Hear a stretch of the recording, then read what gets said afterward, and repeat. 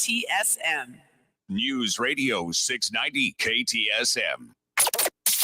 Live from the KTSM AM 690 studios, it's Talk El Paso with Andrew J. Polk. Be a part of the show by calling 915-544-KTSM, 915-544-5876, or comment online on our stream at facebook.com/Talk El Paso.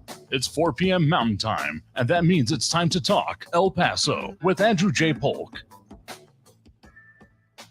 Thank you all so very much for joining us here for Talk El Paso, airing live on News Radio 690 KTSM. I'm your host, Andrew J. Polk. Thank you for tuning in, however you may be doing so, be it on air, online, live, streaming through the free and reliable iHeartRadio app, or joining us over on the various social media pages we're up on these days, facebook.com/Talk El Paso, the Talk El Paso channel over on YouTube, Twitter at Talk El Paso, or twitch.tv, Andrew J. Polk.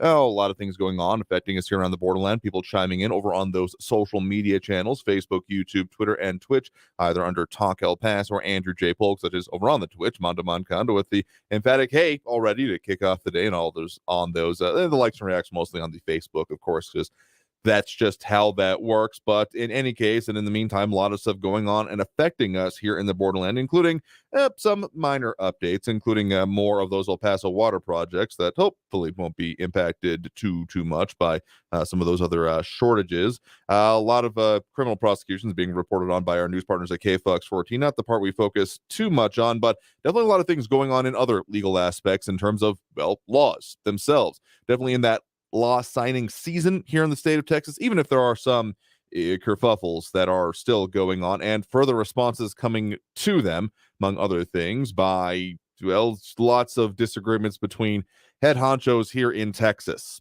of the House, of the Senate, and of the, well, executive branch of government overall. As well as I have George Zavala with the good afternoon, Mark Mandango, also the good afternoon, and Robbie Flores wishing everyone a hello. So yeah, hope you share that as well.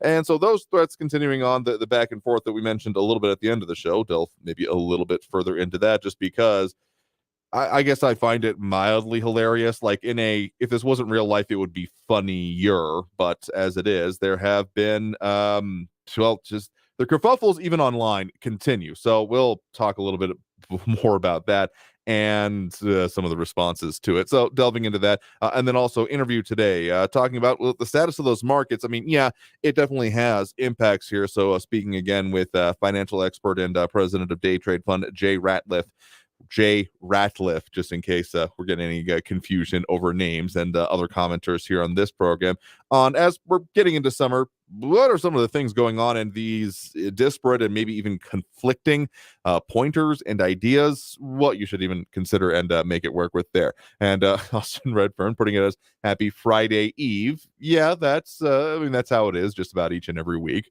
Thursday does feel like it's just like, come on, get here already Friday, even if it wasn't for the already weak progression implications about come on, TGIF and all those kind of things. Yeah, we have, of course, that bit of extra importance along with it. So along with those laws also being signed, not even just in the state house or surrounding it kerfuffle, a lot of response coming from local organizations, both in terms of nonprofits on food supply issues, but then also from school districts on some of those school safety bills getting signed, and the implications and impacts they're going to have on them. So a lot to talk about today, a lot going on, a lot of updates on situations in our region. So also have a Flaco Jimenez was chiming in there as well with the Bitmoji. Still appreciate it, even if we just annoyingly, maybe more for me than anything else, can't put that up on screen in the same way for those of you over on our social media channels.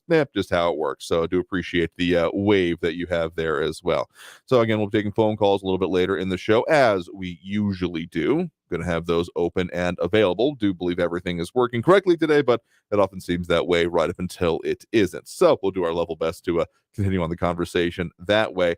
And so again, checking out of the Twitter feeds, particularly with some of these changes and bills being signed. Of course, the Texas Tribune does a decent job of some of the major priorities, the major things, including ones that have been recently signed by the governor, Greg Abbott, bills that have been sent, and some of the ones that are still going to be upcoming, basically, like the one that I do believe was actually signed as owned by the Texas Tribune, allowing murder charges for fentanyl poisoning. I think that was part of a slew of ones that he just ended up sending or signing, more accurately, after being sent to him. So there's a lot of things to focus on there, but a lot of the ones that are being mentioned, and of course the amount that is still remaining to be signed, still considered under threat, I guess, that's definitely the exact phrase being used by Lieutenant Governor Dan Patrick, tweeting out, let's see, a couple hours ago here at this point, from at LTGOVTX, as in Lieutenant Governor of Texas, at Gov Abbott, referring to Governor Greg Abbott, threatens to veto bills if there is no agreement on property taxes by Sunday. The Senate has been told Speaker at Dade Phelan is out of pocket until Sunday. At Greg Abbott TX is apparently going to veto Senate bills because the Speaker in the House walked off the job and went on vacation. The Senate has been working. Hashtag Texas Ledge.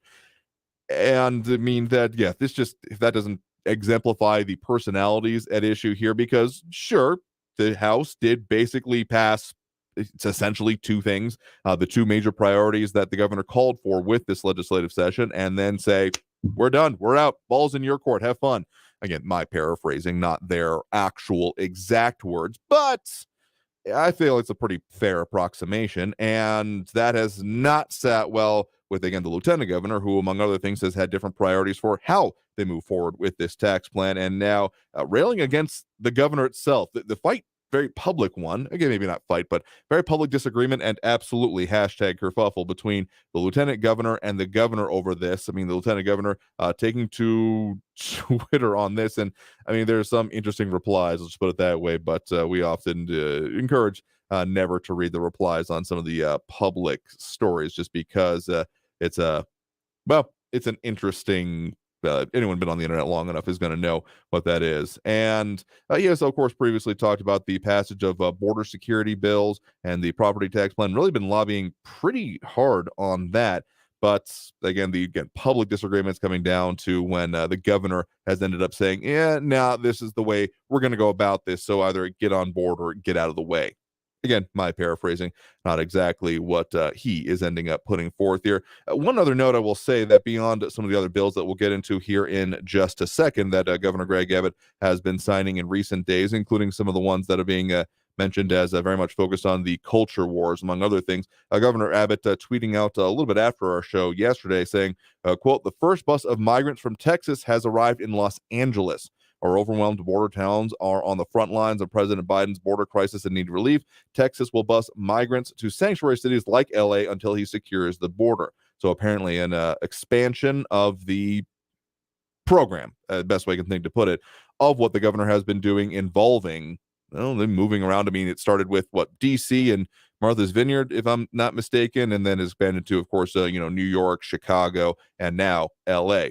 Interesting juxtaposition, because there have been other similar-ish programs that have been getting called out, among other things, specifically, among other things, a little bit earlier this week from the Frontera Dispatch put out by the Hope Border Institute, of course, who we've had previously on the show to talk about things like this, saying in their part that contractors hired by the state of Florida have been roaming around Sacred Heart Church in downtown El Paso, attempting to convince and coerce individuals around the shelter to board a charter flight to California. So far, the contractors have managed to convince around 36 individuals to be driven to a small airport in New Mexico to hop on a flight taking them to Sacramento.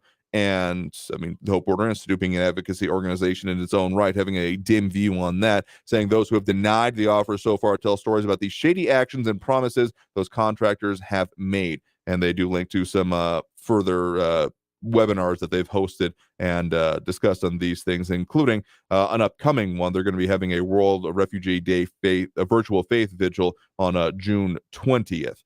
So this month, of course. So that's lot of interesting things going on with border security and other implications continuing on here, even as, okay, I've definitely found myself looking a little bit harder at any delivery trucks that I encountered today, almost unintentionally until I caught myself doing it, sitting a little bit too long at a red light kind of thing.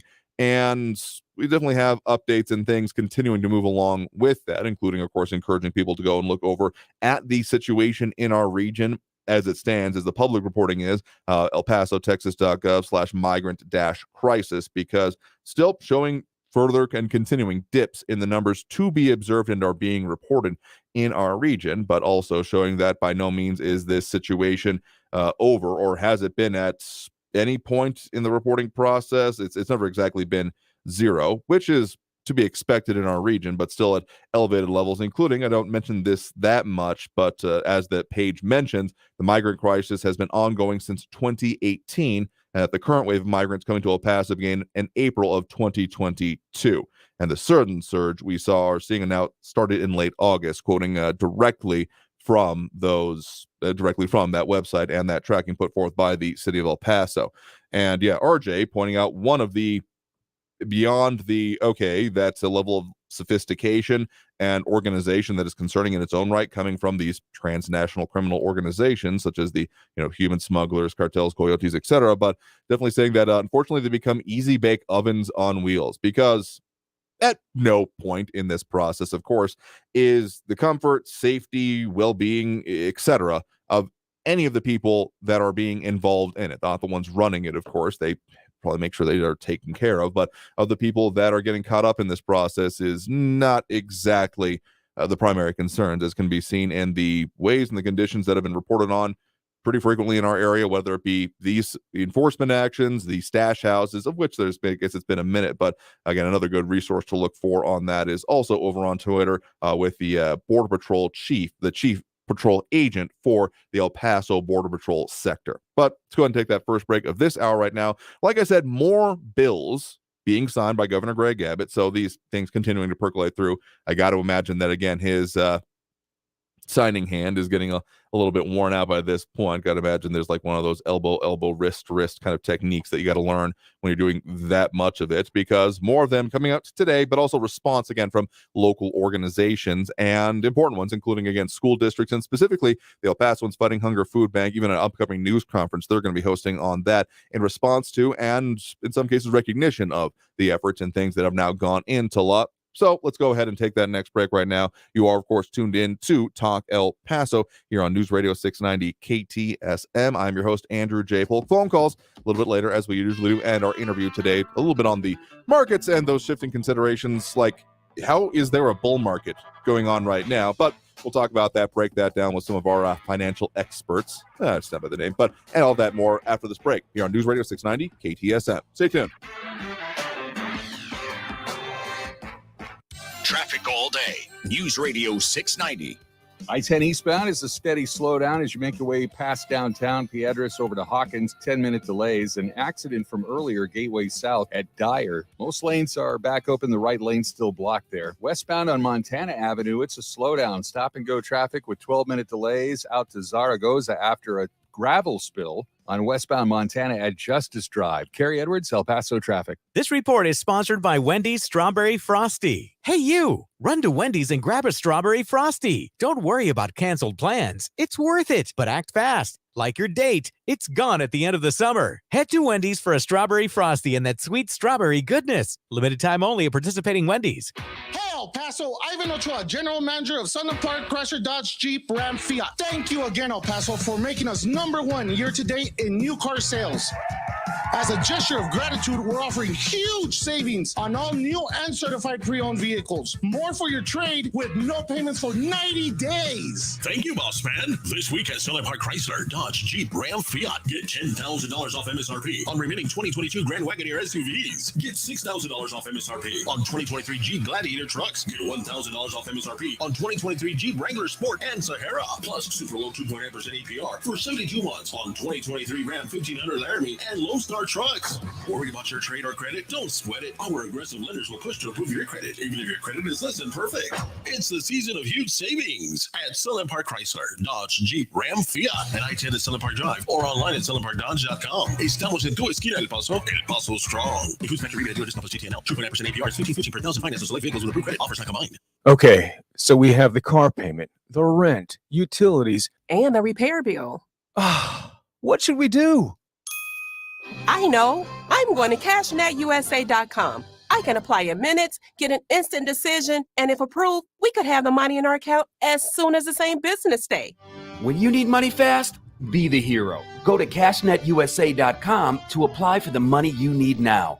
The exact timing as to when your loan funds will be available will be determined by your banking institution. Don't let earache from swimmer's ear, clogged ears, or allergies ruin your day. Get fast, effective relief from the pain and itching with Hyland's Earache Drops, the #1 best-selling earache treatment for over 10 years. See why it's received thousands of 5-star reviews and was awarded Best Over-the-Counter Medicine and Health Product in Earache Relief by U.S. News and World Report. Find Hyland's Earache Drops in the eye and ear aisle at Walmart, Walgreens, CVS, Rite Aid, and Target. Claims based on traditional homeopathic practice, not accepted medical evidence, not FDA evaluated.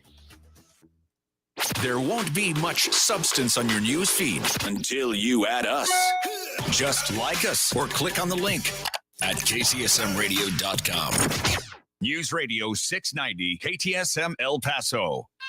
Live from the KTSM AM 690 studios, it's Talk El Paso with Andrew J. Polk. To be a part of the show, follow on Facebook at facebook.com/Talk El Paso. Now here's your host, Andrew J. Polk.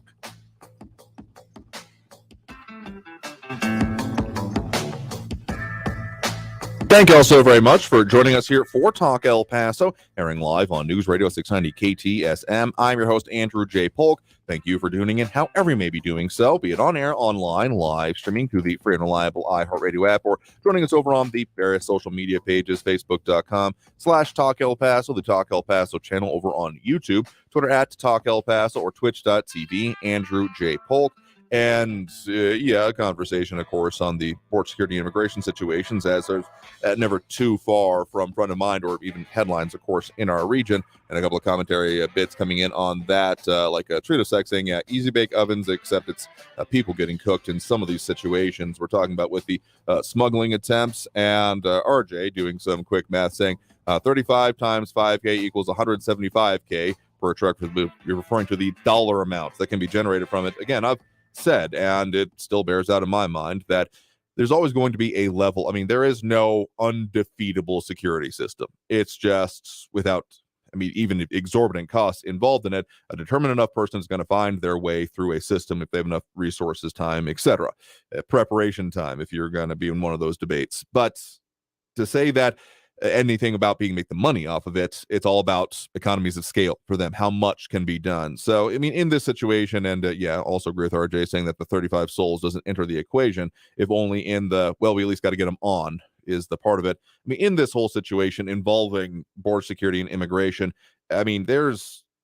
I don't put much fault, if any at all, on those that are caught up in it, the ones that are then finding themselves in these situations of being smuggled, of being at the mercy of these. And if there's any vitriol in my words, it's reserved entirely for those that are benefiting from the facilitation of this, by the ones that are making that amount of money off of it. Again, the transnational criminal organizations, the cartels, coyotes, etc.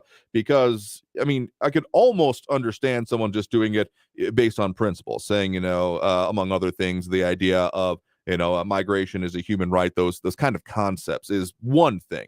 You can almost understand them if still have some disagreements with them about the way they're going about it. But those that are saying, oh yeah, no, pack them all, the cattle cart mentality, particularly, just there's a lot of things I think that could be done if there was some political willpower, international agreements, etc. But the situation we're in at the moment here, definitely think that the enforcement we are seeing and the efforts being done is certainly important. John Browson, among others, saying 7 GOP states have now sent National Guard and state law enforcement to the Texas-Mexico border to control illegal immigration. I imagine that is helping slow down the monthly numbers. Potentially. I haven't seen any kind of breakdown specifically on what that is being done, or frankly, even really what they're being tasked with or what they're doing. I haven't seen a breakdown between that and primarily the state troopers, the Texas state troopers specifically. And don't really know if there's been any part of that in our area. That's actually a pretty decent question that maybe we should look a little bit further into in the coming days and weeks, because some of the presences here, the enforcements that can be seen, those kind of things have been decently clear. Well, you can see it around here. Some big listeners and commenters have seen it going by themselves. And I think one of y'all, if I was not mistaken, may have seen one of those enforcements going on with the fake trucks, but not maybe I'm mistaking it for another situation that was mentioned there. In any case, it'll be interesting to see actually if there is a breakdown of what they're doing in our areas, if at all, because most of the focus, frankly, has shifted as much as there are still efforts going on. Like, again, as was mentioned by, again, the Twitter feed is a decent look if you're wanting to keep abreast of some of the public things coming out from Anthony Scott Good at USBP Chief EPT, referring to, again, the U.S. Border Patrol Chief Patrol Officer for the El Paso sector. Of course, the newest soft-sided processing facility opening in our area, but a lot of the, particularly the state level enforcement, as John was talking about there, happening in other sections, including the giant pool barriers would be the better way. I'm not sure the actual dimensions of it, but at least like person-sized rotating barriers that are being deployed along some of the center sections of where like the Rio Grande actually flows. Like, yes, it is flowing in our area, but I mean, the videos that have been coming out for particularly around the end of Title 42, but even since, have been focused on showing the places where people can just wade across and not where there's an actual appreciable depth to the Rio Grande itself, because there could be in our area, but a lot of that gets diverted immediately, and deploying that kind of barrier in a canal that is firmly on the U.S. side of things anyway makes even less sense than can be argued about the rest of it.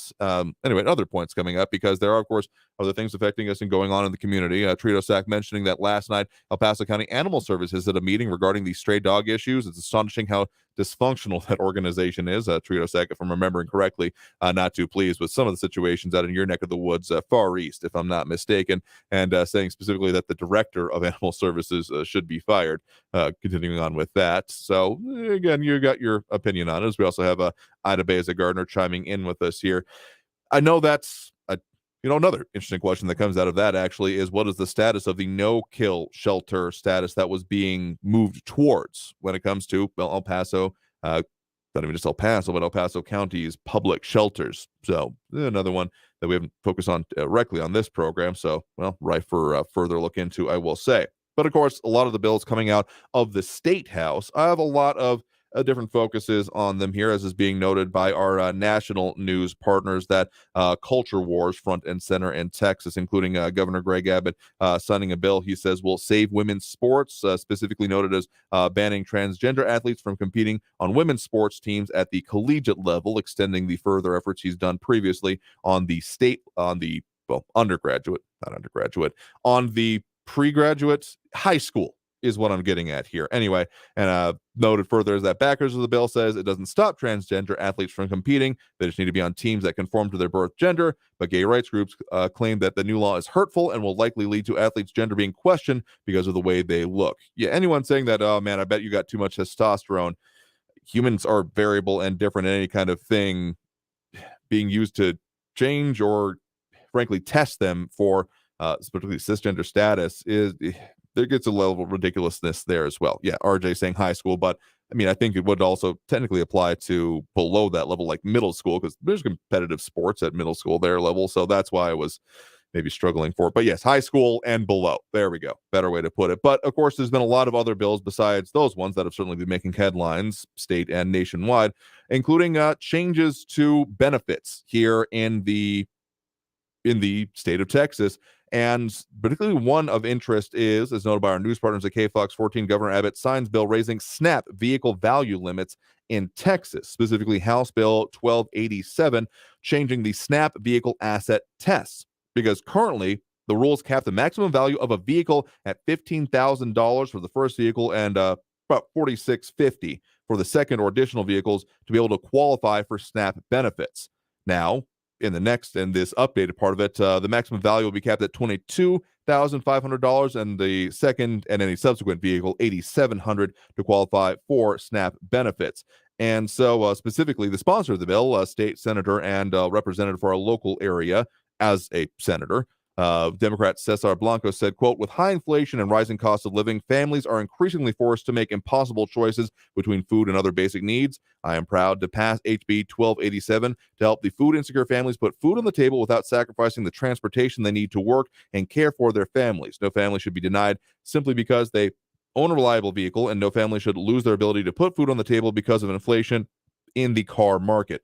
And yeah, we've definitely seen a lot of rising prices. I'm still somewhat floored at the fact that we had a vehicle that was running, but had its issues. We've been working on them. But when we sold it with full disclosure of all these issues, the price we got for it would have been, well, let's say close to some of those secondary vehicle limits. Not that we're in that situation, but just to kind of put it in perspective for myself personally, yeah, it was actually, again, very surprising. And that was even just a couple of years ago here at this point. So changes continue on, and specifically mentioning some of the responses from local organizations. The El Pasoans Fighting Hunger Food Bank are going to be having actually a news conference tomorrow.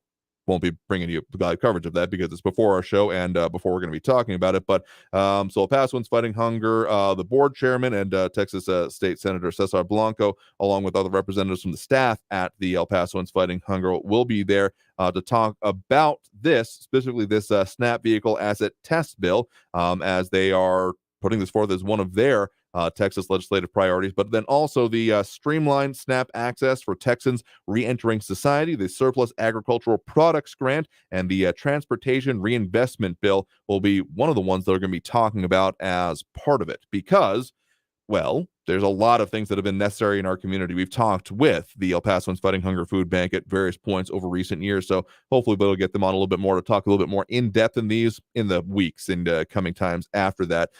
Notably, specifically, that surplus agricultural products grant that receives support and advocacy from the El Paso State Delegation, noted specifically here as Representative Mary Gonzalez. The current funding allocation for food banks is approximately 38 truckloads of produce per year, and doubling the program funding would result in nearly 80 truckloads of produce being delivered to our area specifically. And of course, the demand and need for it at the El Pasoans Fighting Hunger Food Bank has not been too far from, at least my mind, or a lot of the situations we've been encountering there. But let's go ahead and take that next break right now. Oh, one final mention I do want to say is that, again, from our news partners at KFOX 14, one of the recent bills signed in now, El Paso School Districts works to implement silent panic alert buttons. That is being one of the bills signed. Earlier this week, Governor Greg Abbott signing Alyssa's Law, so-called, which requires public school districts and open enrollment charter schools to put silent panic alert buttons in each classroom. We talked a little bit about that and the possibility of it, and of course, in our most recent What's the Deal With, in this case, school safety segment that you, of course, find over on our social media. Just go back to the previously aired episodes and check out that, as I was speaking with 690 producer Amber Banda. But there's a lot more, and now that it has been passed, EPISD saying to our news partners at KFOX 14, quote, El Paso ISD continues to move forward with plans to install silent panic alert technology in all campuses using funds from a $150,000 Texas Education Agency grant approved by the Board of Trustees in April. So that's part of what's going on in response to that in our region. But of course, in markets and looking at your portfolios and maybe feeling heartburn or not is certainly a thing going on in our region, or even just considering the future. So more commentary coming in, of course, here, including George Zavala saying food security is crucial for low-income individuals. And again, I feel like sometimes there's this idea of like medieval peasant type of poverty of you have nothing and therefore you need something, but having like any possessions, frankly, there's not much way you can function in society or even hold a job these days without basic reliable transportation, particularly in our area, because Sun Metro, as great as it may be for what it does, still leaves something to be desired in terms of mass public transit and accessibility everywhere. But then also, if you don't have a cell phone, you basically can't get a job these days. It's just basically the situation. There are so many things of time cards, and even for, yes, hourly wage and minimum wage type jobs that require that these days. Anyway, take that next break right now. Come back, talk a little bit more about finances and the economy. What the heck is going on with these signals and the back and forth is part of it. So go and take that break right now. Of course, tuned in to Talk El Paso, airing live on News Radio 690 KTSM. I'm your host, Andrew J. Polk, getting closer to those phone lines being open. But in any case, back after this break with more Talk El Paso here on News Radio 690 KTSM. Stay tuned.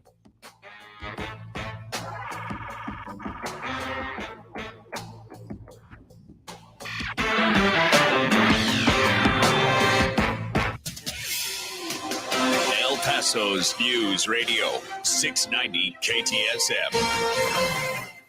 I'm Fidel Moreno Mesa with your CBS 4 News update. Following the end of Title 42, El Paso Border Patrol says illegal crossings are down, but now smuggling attempts have gone up, and they're seeing unusual attempts such as vans being made to look like real FedEx vehicles to smuggle people into El Paso. A man accused of threatening a U.S. postal worker in an East El Paso neighborhood has had his bond reduction denied. Edgar Avila was arrested and charged with aggravated assault with a deadly weapon on Monday following a SWAT standoff. Now, according to the prosecutor, he reportedly approached the postal worker with the knife as the worker placed mail in the community mailbox. The judge cited safety for the victim as a reason for the denial. Over in the city of Las Cruces, they are considering to redesign two major roadways in the city. A new proposal suggests cutting down two major roadways to create a bike lane. The mayor of Las Cruces says he is on board with the idea. News Radio 690. Traffic all day. I-10 eastbound is a steady slowdown as you make your way past downtown Piedras over to Hawkins. 10-minute delays. An accident from earlier Gateway South at Dyer. Most lanes are back open. The right lane still blocked there. Westbound on Montana Avenue, it's a slowdown. Stop-and-go traffic with 12-minute delays out to Zaragoza after a gravel spill on westbound Montana at Justice Drive. Carrie Edwards, El Paso traffic. From the KFOX 14 Severe Weather Center, I'm Chief Meteorologist Brad Montgomery. Hotter for our Thursday, a little gustier as well. We'll see breezy to windy conditions for tomorrow with mostly sunny skies. West winds about 15 to 25 plus miles per hour, high around 98 degrees. For your Friday, partly cloudy, breezy, west winds about 10 to 20 miles per hour. Still pretty hot, high around 98. Looks like Saturday, partly cloudy, breezy with a high around 100 degrees. From the KFOX 14 Severe Weather Center, I'm Chief Meteorologist Brad Montgomery. This report is sponsored by Audible. Kickstart your imagination with Audible. Hear celebrity and music memoirs, mysteries, true crime, and more. Audible is the home of storytelling, audiobooks, podcasts, and originals. Sign up for a free trial at audible.com. Are you suffering from seasonal allergies? Because you're not alone. Experts say pollen season started earlier this year and will last longer, and that folks who've never had issues before are feeling miserable. I'm Martin Hoke, inventor of Navage, the world's only nose cleaner with powered suction. Over 3 million people use Navage to pull saline in one nostril, around the back of the nose, and out the other nostril, helping to flush out allergens, mucus, and germs. Navage helps clear your sinuses quickly and naturally. But what about other people's experiences, like Miss Clement? Quote, I chose Navage because of my persistent allergies. Navage works. While using it, I cut back on allergy meds and occasional shots at my doctor's office. Unquote. That's one of over 120,000 reviews with a 4.6-star average written by people who use Navage to breathe better, snore less, and feel healthier. Stop suffering and try Navage today at Walmart, Walgreens, CVS, Rite Aid, and Target. Navage, N-A-V-A-G-E. Clean nose, healthy life. For the local issues and discussion you won't get anywhere else, turn to Talk El Paso. Weekdays at 4 right here on News Radio 690 KTSM. Brought to you in part by the El Paso Community Foundation. Sound off on what matters to you, Monday through Friday, 4 to 6 p.m. And let's talk El Paso. The new Raid Essentials Light Trap uses light to attract, then traps flying insects like fruit flies and mosquitoes, turning your home into restricted airspace. For insecticide-free protection that's people and pet-friendly, get new Raid Essentials Light Trap. This report is sponsored by Raid Light Trap. Stay informed at kcsmradio.com. El Paso's News Radio 690 KTSM. Live from the KTSM AM 690 studios, it's Talk El Paso with Andrew J. Polk. To be a part of the show, call 915-544-KTSM or follow on Facebook at facebook.com/Talk El Paso. Now here's your host, Andrew J. Polk. Thank you all so very much for joining us here for Talk El Paso, airing live on News Radio 690 KTSM. I'm your host, Andrew J. Polk. Thank you for tuning in, however you may be doing so, be it on air, online, live streaming through the free and reliable iHeartRadio app, or joining us over on the various social media pages we're up on these days, Facebook, YouTube, Twitter, and Twitch, either under Talk El Paso or Andrew J. Polk. A lot of conversation going on, a lot of discussion about the things local and affecting us directly here. And one of the ones that is, okay, not strictly local in focus, but definitely does have local impacts is on economic conditions and what the heck is going on with the market. So a lot of swirling indications going around, including, okay, interest rate hikes done or paused, maybe not yet. There's still being technical recession things going on, unemployment numbers, and then this mention of a bull market that you may have been hearing. So a lot of these questions lead to okay, what should you do individually? And so for that, we went to Jay Ratliff, president of Day Trade Fund and iHeartRadio financial and markets commentator. So I was able to talk to him about most of these questions as we are on the cusp of summer here. And, well, things always change there. People doing different things, different activities. Roads have been a little bit clearer here around town anyway. Some people have gone out and about, other trips, vacations, or just not commuting to school anyway. So breaking all that down as much as can be done while not relying entirely on the cloudy crystal ball. And here's that interview with our guest today. Enjoy. Joining me now, we have Jay Ratliff, president of Day Trade Fund and a radio commentator on status of the economy and markets. Thank you very much for joining us today. Hey, my pleasure. So we have talked a couple of times over recent months, and every time we have done so, things have been changing, and that is no different with the situation as it is, as we're just about getting into summer here. I mean, there are different market considerations that happen then, but a lot of things coming in. So some of the things, like from the Fed, including the fact that there is the maybe not continuation of the whole interest rate raise scheme. Nowhere near the level of where we had been the last time we talked, when we were still in those not quite full percent increases. But then there's other strange things going on, such as, if there will be a full recession beyond the technical recession that we're in. But then also this talk most recently of a bull market happening, which for the average viewer or listener may seem kind of incongruous. Well, it all starts and pretty much ends with the Fed, because they have been under so much focus of late. It's the idea of, is the Fed going to continue raising interest rates as they've done month after month after month as each consecutive time? Or are they going to look at pausing it? Or there's this growing group out there that's still convinced very soon that the Fed is going to start cutting rates and falling back. And of course, I think that's laughable, but especially people that I see a lot of these headlines that, the latest data is going to certainly push the Fed towards cutting rates and doing this and doing that.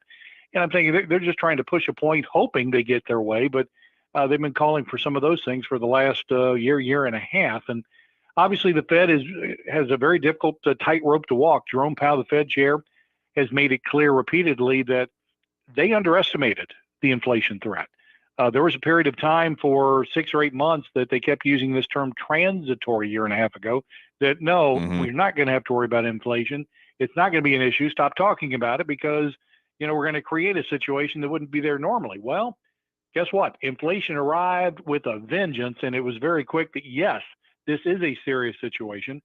And in a transparent fashion and refreshingly so, Jerome Powell said, look, we misread this. We were late to the party, but we're going to be very aggressive, and we're going to try to stay ahead of inflation without pushing the country into a state of hyperinflation where we could end up doing more damage than we're doing good. And to his credit, they have pretty well stuck by their predetermined plan and have continued raising interest rates up until the announcement that came out this month, where the Fed came out and said, okay, we're going to pause now. And that's, of course, the party bells went on.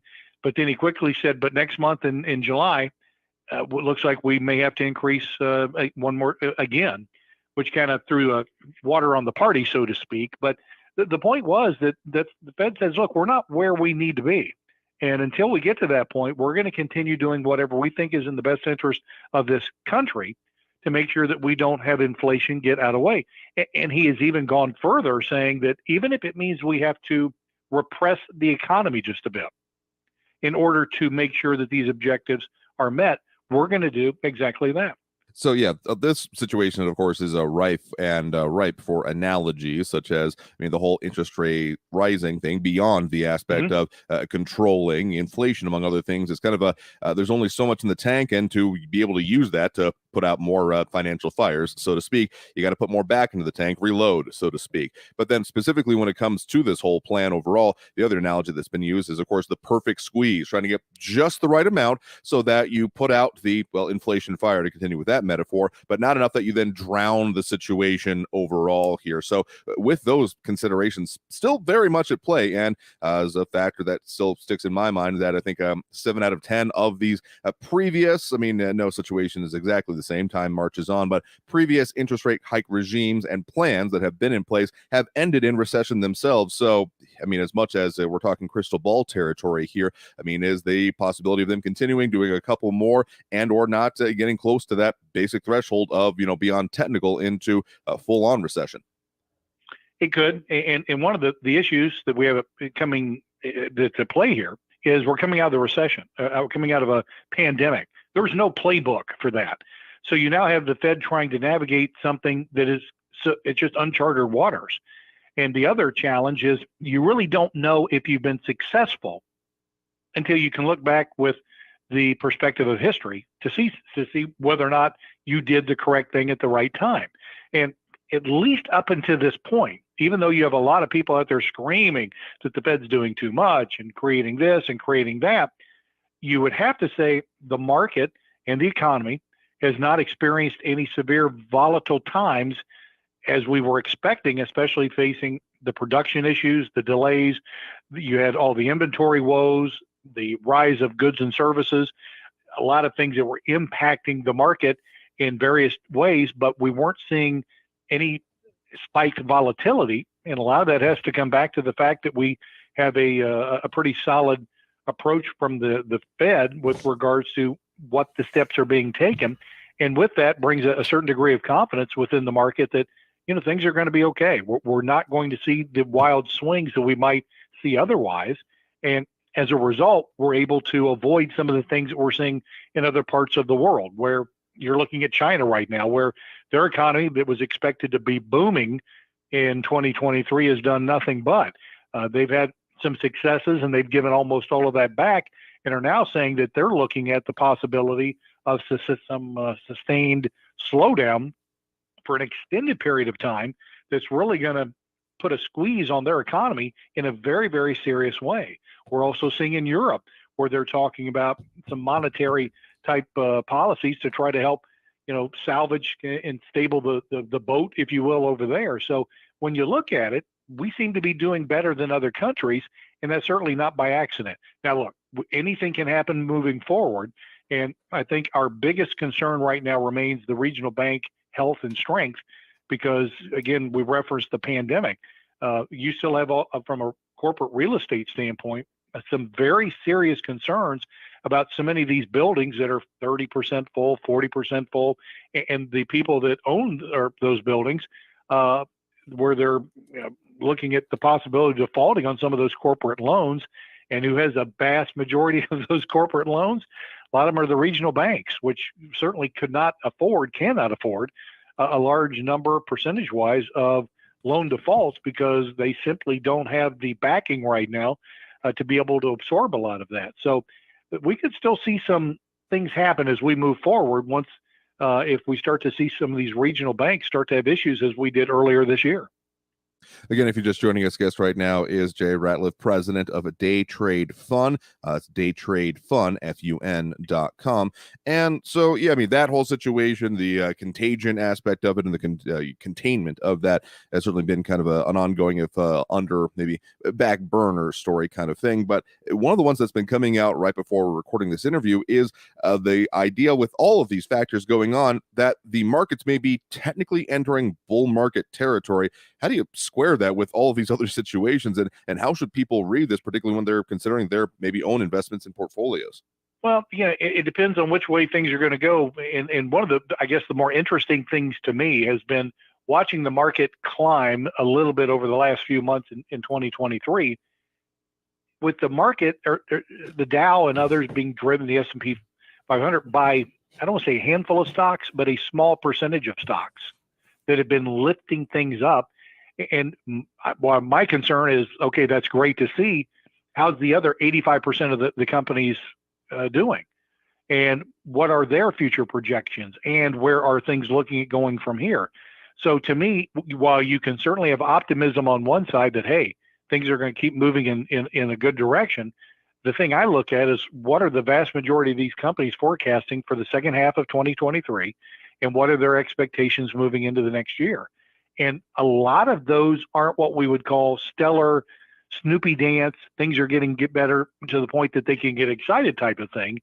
And of course, that's one of the things that we're watching. And, Wall Street is okay whichever way we go, as long as there's not going to be any surprises along the way that catches them off guard to one degree or another. If we're going to have bad times or good times, and it's telegraphed where the market can see it and respond accordingly, okay. That's exactly what the market will do. If we start seeing things hit us that we weren't expecting, 2008 with the banking crisis, which of course came out of nowhere in the fall of that year. The regional bank issue that we had here for a few weeks here as well. A lot of these things you don't see coming. The pandemic obviously slammed the market for a period of time. We didn't see that coming as well.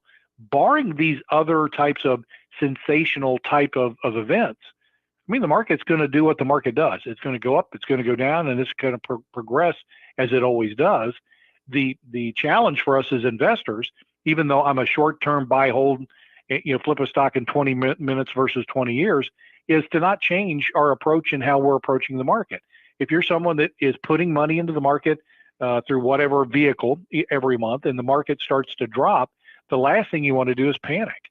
If you are confident in the investments that you have, and they are ones that you've selected carefully over the period of time, then as these stocks drop, what you're doing is buying more shares or more portions of this at a discounted price. And you're okay with that, knowing that if the market recovers, as the market has done in the past, you're going to reap the benefit of that. That's what Warren Buffett does. I mean, Warren Buffett is someone that doesn't panic and sell as the stocks are dropping, nor does he buy stocks when they're at high inflated prices.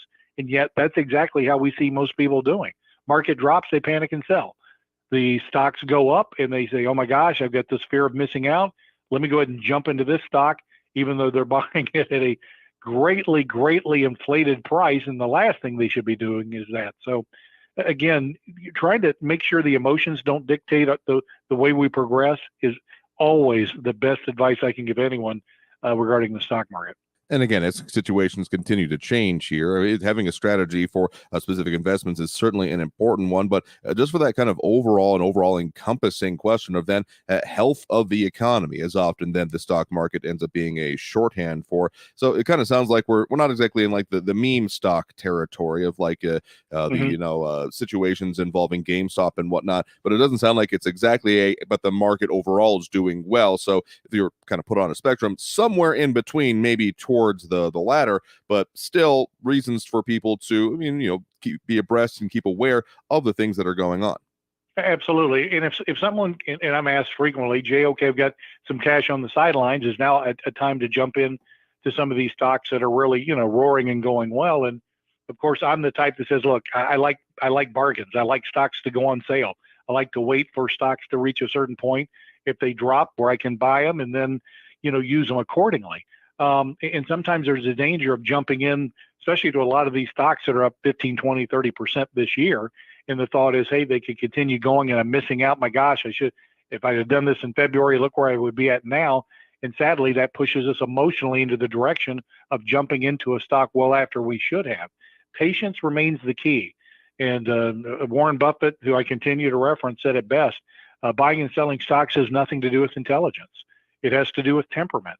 And if we can maintain the proper emotional state of mind where we can, without any emotion at all, buy and sell stocks as we should, there's some great opportunities out there to make money. But we have to make sure that we don't let that emotion take over. Because if we do, we're going to make the mistakes everyone makes when it comes to either trying to time the market or jumping into a stock before we should, or even holding on to it too long when we should taking our profits and preparing for the next round of a buying opportunity.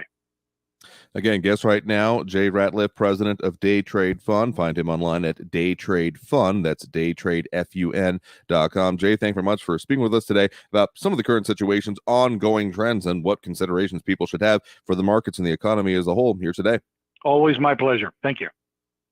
So again, thanks to Jay for that. And with that, we're actually pretty close to the top of the hour right now. So we'll just go ahead and take that break and go straight into the top of it. And on Elder Wada, pointing out a very important thing that, just something like you missed out on a bit. Yeah, you did. But that's the beauty of the way we put this out online anyway, facebook.com/Talk El Paso. You can always go back and hear some of our interviews. And just kind of as an upcoming programming note, we're going to have a little bit of out of office time here, both at the start of next week and a little bit into the middle of it. Both Juneteenth coming up. Yep, it's a federal holiday. So we got some of that replacement programming in, but also some new episodes among other things and some contingency ones just in case travel doesn't go my way, given all these weather situation. So might have a chance to hear that one there in those circumstances as well. So we're going ahead and take that break right now. Again, if you want to get on the line, add your 2 cents that way. The number to do so is 915-544-5876, 915-544-KTSM. Back after this break with more Talk El Paso here on News Radio 690 KTSM. Some other important questions that we might either get into today or tomorrow for Free-for-All Friday, including some interesting local productions now on Netflix. But all that and more after this break. Stay tuned. Top of the hour news on News Radio 690 KTSM. Traffic all day. News Radio 690. We're still seeing a lot of delays on westbound Montana from an earlier gravel spill that's blocking the right lane. Westbound Montana at the Loop. Traffic's backed up all the way to Zaragoza with 15-minute delays. Slow traffic on I-10 eastbound from Piedras over to Hawkins. It's 8-minute delays there. El Paso Fire's responding to a crash Montana at Chelsea Street. Carrie Edwards, El Paso traffic. This report is sponsored by Macy's Backstage. What will you find at Macy's Backstage? Here's a hint. Great Father's Day gifts for $20 and under, like classic polos, grill accessories, grooming sets, and more. Perfect for every dad. Find the latest trends and new arrivals at a Macy's Backstage store near you. No, not now. That sounds like it's gonna cost you. I know what to do. I'm going to CashNetUSA.com. I can apply in minutes, get an instant decision, and if approved, I could have the money in my account as soon as the same business day. When you need money fast, be the hero. Go to CashNetUSA.com to apply for the money you need now. The exact timing as to when your loan funds will be available will be determined by your banking institution. Hi, I'm Burt Ward, Robin from TV's Batman, inviting you to feed your dog natural, non-GMO, Gentle Giants dog and puppy food. Dogs eating Gentle Giants and following our special feeding and care program are living as long as 27 healthy, active years with a wonderful quality of life. Holy wow, 27 years! Think of all the extra years you could enjoy with your dog at Target, H-E-B, and stores near you. Try Gentle Giants cat and kitten food, too. How a busy baker beat back foot pain. Meet Sanja. Brownies, cupcakes, cookies. I love to bake. There have been times when I've been on my feet for at least 12 hours. And that's how things went from sweet to sour. I had excruciating pain in both feet to a point where I had to limp out of the kitchen. So she called up a former foot pain sufferer, her big sister. She told me, you need to go to the Good Feet store and get some arch supports. Smart lady. It was an awesome experience. Scott took great care of my feet. He's the arch support specialist who fitted her. He was very patient, very knowledgeable. Scott was the man. Now Sanja can have her cake and bake it too. Oh yeah, my feet are very happy now. You're gonna have to make some cookies for Scott. I've already done that. Of course you did. See how arch supports work for you. Stop in or schedule your free fitting at goodfeet.com. Airway Boulevard at I-10. The new Raid Essentials Light Trap uses light to attract, then trap flying insects like fruit flies and mosquitoes, turning your home into restricted airspace. For insecticide-free protection that's people and pet-friendly, get new Raid Essentials Light Trap. Cashback is not available on gas in New Jersey and Wisconsin. Hey, good morning. You're heading to the airport, right? Yep, thanks for checking. I like the car. How long have you been a rideshare driver? About 3 years now. I really enjoy it. Isn't it hard to make money these days with the price of gas being so high? Not for me. I use Upside, the free app that gives you cash back for every gallon of gas you buy. Wait a minute. Are you saying you actually get real money back when you get gas with the Upside app? Yep, I get real cash back every time I get gas. Does that actually add up to anything? I'll make around $200 to $300. Wow, that's serious extra cash. I'm downloading the Upside app now. Download the free Upside app now to earn real cash back every time you buy gas. Use promo code HOT for an extra 25 cents a gallon bonus on your first tank. You can cash out anytime right to your bank account, PayPal, or a gift card for Amazon and other brands. Just download the free Upside app and use promo code HOT for a 25 cents a gallon bonus on your first tank. That's code HOT. Freedom of speech lives here. To me, freedom of speech is being able to say anything you want. El Paso's News Radio. 690 KTSM. Traffic's bad enough without Mother Nature adding to your headache. Traffic and weather all day. Stay informed with El Paso's News Radio. 690 KTSM. Stay informed at KTSMradio.com. And the hat. Traffic and weather all day. News Radio 690 is KTSM AM El Paso, an iHeart radio station. NBC News Radio, I'm Brian Shook. At least 15 people are dead after a very serious crash in the Canadian province, Manitoba. The CBC reported it was between a semi-trailer truck and handy transit vehicle, which is for those with limited mobility. The Royal Canadian Mounted Police in Manitoba said on Twitter that it was responding to a serious mass casualty collision. Wildfire smoke is once again blanketing the U.S. upper Midwest.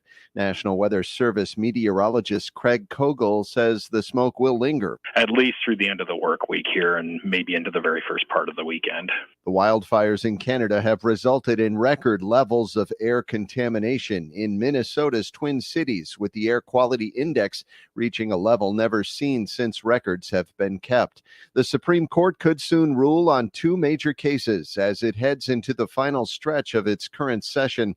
The High Court heard arguments in February over two cases challenging President Biden's plan to forgive up to $20,000 in student loan debt for eligible U.S. borrowers. The justices could issue a ruling on the cases as soon as Friday.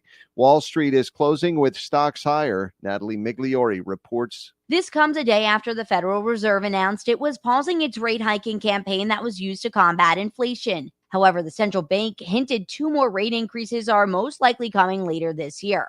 At the closing bell, the Dow Jones Industrial Average gained 428 points. The S&P 500 rose by 53 points, and the Nasdaq gained 156 points. I'm Natalie Migliori. Union UPS drivers will authorize a nationwide strike on Friday. The International Brotherhood of Teamsters and UPS officials have been discussing the strike since May. You're listening to the latest from NBC News Radio. Ports and dock workers on the West Coast have a tentative agreement on a new labor deal. The International Longshore and Warehouse Union's Coast Longshore Division, which represents thousands of dock workers, announced the agreement on Wednesday night. Their new contract with the Pacific Maritime Association, which represents dozens of terminal operators and ocean carriers, is for 6 years. The two sides had been in negotiation since May of 2022. The tensions came to a head earlier this month with work disruptions at the ports of Los Angeles, Long Beach, Oakland, and others. I'm Daniel Martindale. The American Medical Association is urging doctors to de-emphasize body mass index when determining health and obesity. It notes that BMI is based on white non-Hispanic Americans and doesn't consider ethnicity, genetics, or body composition. The AMA says all those factors should be considered when determining whether someone is overweight or obese. Modelo Especial overtook Bud Light as the top-selling U.S. beer in May. Aaron Real reports. Bud Light sales have tanked since April when transgender influencer Dylan Mulvaney posted an image on Instagram of a personalized Bud Light can that the brand sent her as a gift. A boycott ensued and sales have yet to recover. Shares of Anheuser-Busch have declined about 15% since the beginning of April. Meanwhile, Modelo, sold in the U.S. by Constellation Brands, didn't rank among the top 10 beer brands in the U.S. in 2013 when Constellation bought it. It is now the top brand in California as well as in metropolitan areas like Chicago, Dallas, and Baltimore. It's also a top seller among Hispanic consumers and is growing in popularity among non-Hispanic consumers. Aaron Real reporting. Snoop Dogg is teaming up with Petco. It's called Petco Picks by Snoop, which will include toys, treats, and grooming supplies. There will also be social content of Snoop behind the scenes, along with his thoughts on being a dog dad. Brian Shook, NBC News Radio. Our iHeartRadio Music Festival is coming back to Las Vegas, September 22nd and 23rd at T-Mobile Arena. Streaming live only on Hulu. Capital One cardholders can grab their tickets right now before anyone else. Only available while pre-sale tickets last or until tomorrow at 1 p.m. Eastern. Add a Capital One Access Pass to your pre-sale purchase to attend an exclusive private performance from Fall Out Boy. Only available during the cardholder pre-sale. Pre-sale tickets are limited and will go fast. So visit iHeartRadio.com/Capital One to buy now. This report is sponsored by Lowe's. Lowe's is partnering with HDTV for the second season of Build It Forward, giving back to the communities they serve. Inspired by Lowe's Hometowns program, hosts Tania Nayaka and Shane Duffy are traveling to surprise community heroes with life-changing renovations. Watch Build It Forward all new Saturdays at 6, 5 Central. Hi, I'm Burt Ward, Robin from TV's Batman, inviting you to feed your dog natural, non-GMO, Gentle Giants dog and puppy food. Dogs eating Gentle Giants and following our special feeding and care program are living as long as 27 healthy, active years with a wonderful quality of life. Holy wow, 27 years! Think of all the extra years you could enjoy with your dog at Target, H-E-B, and stores near you. Try Gentle Giants cat and kitten food, too. Only iHeartRadio gives you access to all of your favorite radio stations. Rover's Morning Glory. It's The Woody Show. It's Elliot in the Morning. All of the once-in-a-lifetime events. iHeartRadio Music Festival. Woo! All of the best free curated playlists. It's everything that rocks. All of the great podcasts for every interest. This is Freddie Prinze Jr. from the Wrestling with Freddie podcast. All of the mind-blowing contests. $20,000. Awesome. All of your favorite superstars. This is Dave Grohl from the Foo Fighters. Best of all, it doesn't cost a thing. Download the absolutely free iHeartRadio app now. Text and work. Text and pretend to work. Text and act surprised when someone calls you out for not working. Who, me? Text and whatever, just don't text and drive. Visit StopTextsStopWrecks.org. A message from NHTSA and the Ad Council. News Radio 690 KTSM El Paso. Live from the KTSM AM 690 studios, it's Talk El Paso with Andrew J. Polk. To be a part of the show, call 915-544-KTSM or follow on Facebook at facebook.com/Talk El Paso. Now here's your host, Andrew J. Polk. Thank you all so very much for joining us here for Talk El Paso, airing live on News Radio 690 KTSM.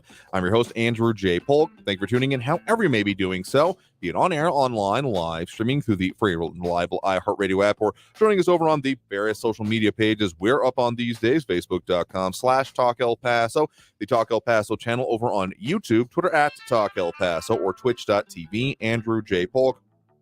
A lot of stuff we're talking about here today, and even some things I didn't quite end up getting to, but I'm sure will end up being further conversations we end up having, including El Paso Water Pipeline Protection Project. That's going to be going on near Lee Trevino Drive and Vista del Sol for the next, I don't want to say forever, but for a while longer. It's phase 1 of 4, I do believe. End of 2024. First phase has to be the end of this summer, so you take it with a grain of salt, I'll just say there. And one comment that did come in earlier that I didn't accurately or completely address and didn't want to leave hanging there, or was it, I believe it was Mondo Moncada saying, yeah, county commissioners considering raising El Paso park fees during an inflationary period, unconscionable. And El Paso County commissioners explore proposed park fee increases. Specifically that rental fees of the pavilion from $65 to $100 for residents, while also requiring a $300 refundable security deposit, and $5 charge for pole cart rentals and $15 for golf club rentals included. And aquatic park also sliding fees, $13 per hour per lane rental. So across the board, there's a whole lot of it. The whole, how much, like 6-page document is available from our news partners over there.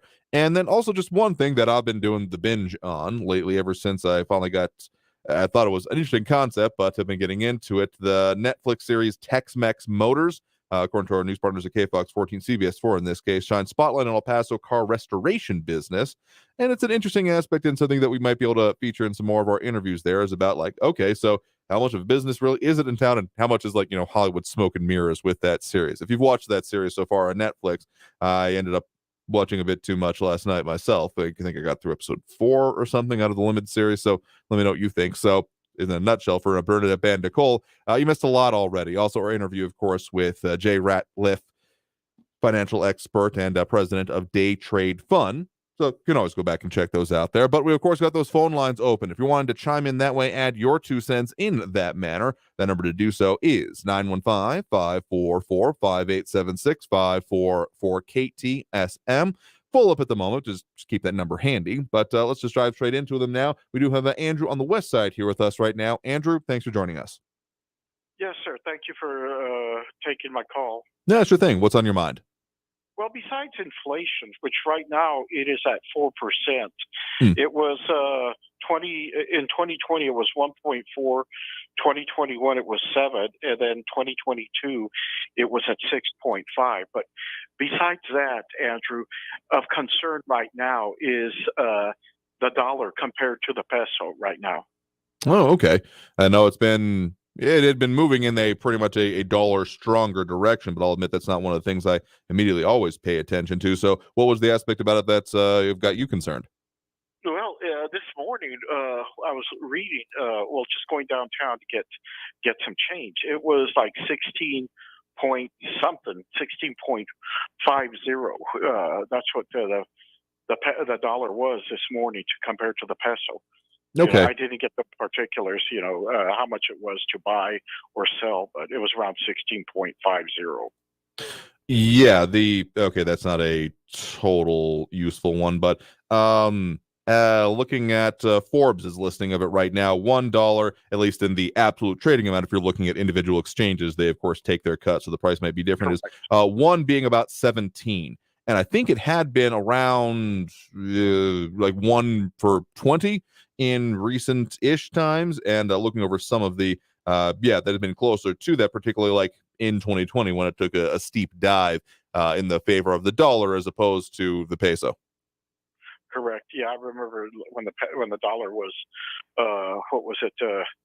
$1 was 20 pesos, but right. And that's a concern also, and it's going to continue until we can start cranking up the oil production and exportation of crude. Crude, sure, though I will say in our immediate area, I was actually having a conversation the other day with someone involved in some of the pipelines, actually, that go through our area, and the primary ones that come straight through the borderland in our broadcast area are primarily natural gas pipelines. In their cases being some of the byproducts for otherwise oil refining, and there is still construction and development of resources and infrastructure like that. So those are some of the primary things that come through our area, end up going towards primarily heating and like industrial use, is my understanding. Correct. Understood. Well, even so, I'm not a financial expert, nor do I claim to be one or Fair try enough. to be one. But when the interest rates go up, people have a longer time, or it takes longer for them to pay off the credit card bills. True enough. I mean, if you have a situation where your money doesn't go as far, or in the case of where that you have to pay more in the interest fees, I mean, the minimum payments, as much as I have been certainly guilty about it at points in my life of only paying the minimums, I think they're legally required now. Or at the very least, they've had the good sense to do it before being required to do so, if that is the case, putting on how long that'll take you to pay off things. And once you start looking at, minimum payments for my basic credit card, it'll take like 20 years. Yeah, that'll be fun. And then how much you pay, like essentially double over that. It's not a great thing. It's not a good way to go about it, if at all possible. Correct. Yeah, I received an invitation for a new credit card the other day. Looked at it; it was 35%. Nope, went right into the shredder. Yeah, that would have been about. I mean, I would have laughed a little bit longer if I wasn't in your ear right now, and then would have then shredded it. Yes, but anyway, I turn the mic back over to you. I'll let somebody else get on the line. Yeah. Have a good evening, Andrew. Yeah, you as well. Appreciate the part in the call. You have a good one there as well. Take care. I mean, yeah, some of these interest rates. I mean, I've gotten some decent ones in recent years, and so actually looking back at the what Google shows you about the valuation of the dollar looked like a high water mark of just shy of 25 pesos to the dollar back in May of 2020, and it's been fluctuations, those kind of things, but more or less in decline ever since here. So tell you what, let's get at least one more call on the line here before we take that next break. Again, that number 915-544-5876, 544-KTSM, with also Willie Jenkins saying what's up to everyone. Been working as well. Hope you're working smarter, not harder, or maybe both. Anyway, getting back to those phone lines, we do have George on the east side here with us right now. George, thanks for joining us. Good morning. Good afternoon, sir. How are you doing? Doing all right there. What's on your mind? I do want to make a quick comment. You had mentioned something about Sun Retro and the service. Oh, sure. And so to me, I just think it's kind of funny that during COVID, the Sun Metro received from the federal government over $90 million in COVID relief packets. I think there was 3 of them.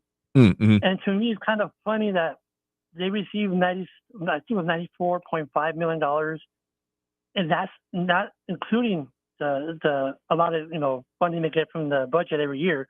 So that's extra. However, they still consolidate services. And I think one of the contributing factors to that is the appointment, or Tommy Gonzalez's appointment of at that time, the Sun Metro director, Miss Alan Smythe. Oh, And when I say that is because people need to understand that at one point until recently, I say very recently, all the Sun Metro management, I'm talking from finance to everything, was from environmental services. So my question was, or is, how does environmental services compare to public transit? Because if I'm not mistaken, environmental services trash. That's not really comparable to picking the people. And I just think that the city, they never really answered my question regarding what really happened to those $94.5 million regarding the extra funding they got, if they're still consolidating services. No, that does sound like a fair point to ask. And this is strictly playing devil's advocate, but maybe the concept of having that leadership constantly happening is that, well, we got these big lumbering trucks going around. Sure, they carry trash, but is it that big and that different from these big lumbering buses carrying people? Obviously, the answer is yes, but I'm wondering if that might be the thought process, essentially. I don't know, but sometimes we just have to, like you in the interview we had earlier in the week about my ethics complaint, is that we just have to hold our city to be accountable. No, certainly. Stuff like this, if you have $94 million extra and you're consolidating services, just provide details. But like I said, thank you, for letting me spew for a little bit, and you have yourself a great day. Yeah, sure thing. Well, thank you for the point in the call, and of course the work that you do when focusing on these things. You have a good one there as well. You too, sir. Bye-bye. All right, with that, we will take that next break right now. Coming out of this break, we got more calls, we got more comments, we got more people chiming in, tuning in, and wanted to add their 2 cents, including, of course, on those phone lines. That number to do so, open and available now if you're quick about it, 915-544-5876, 915-544-KTSM. Back after this break with more Talk El Paso here on News Radio 690 KTSM. Stay tuned.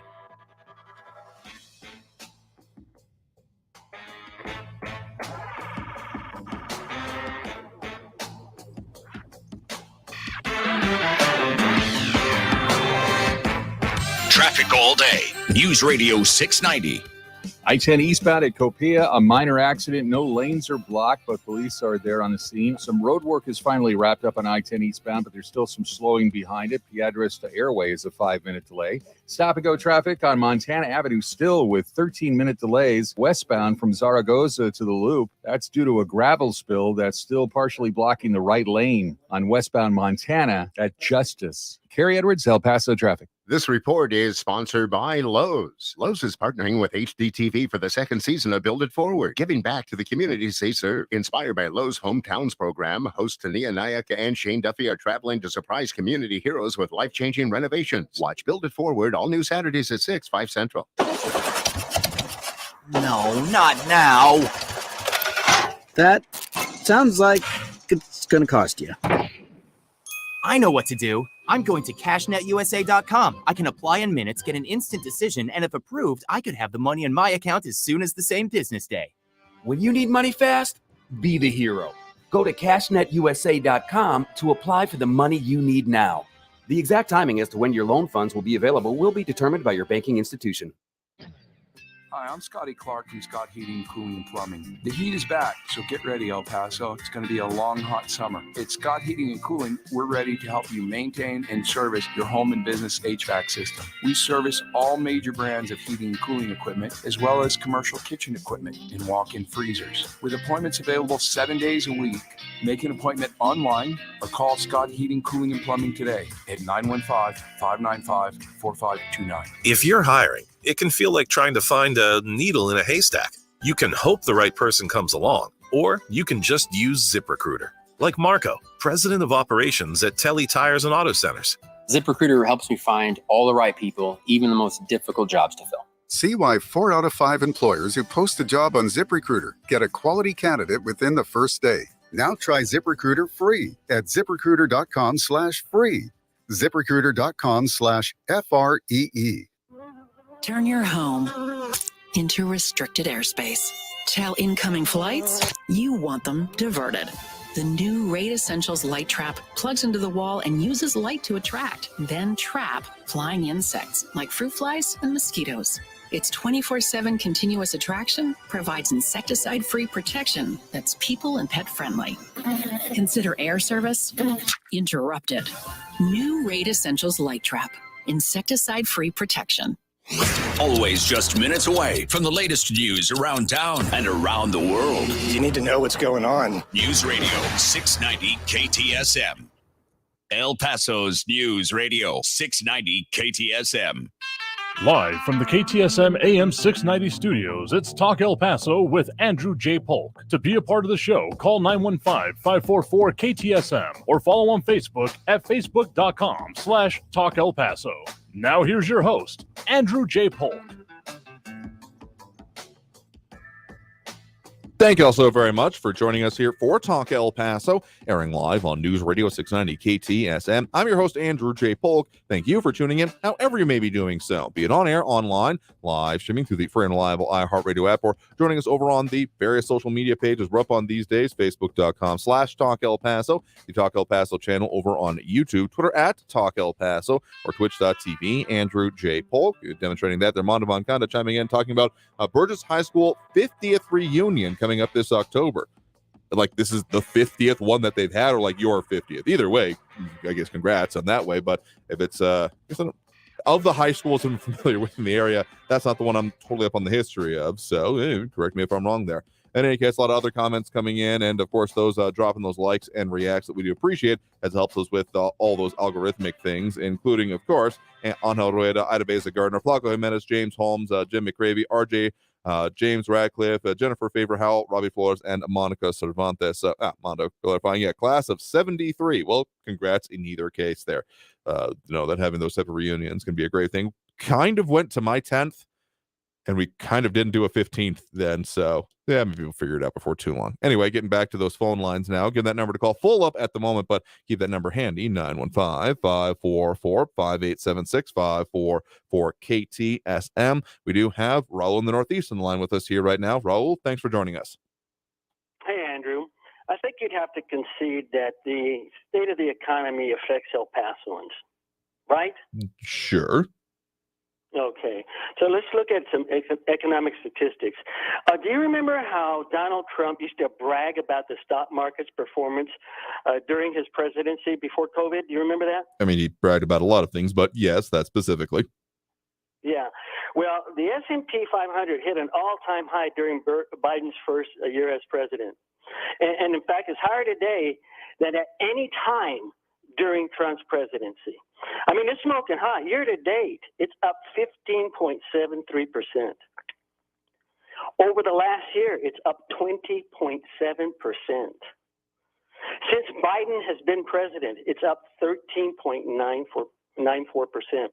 Now, it's also important to keep in mind that the overwhelming return, total return on the S&P 500 is not the capital gains. This is what we're seeing here. 70% of the return is dividends.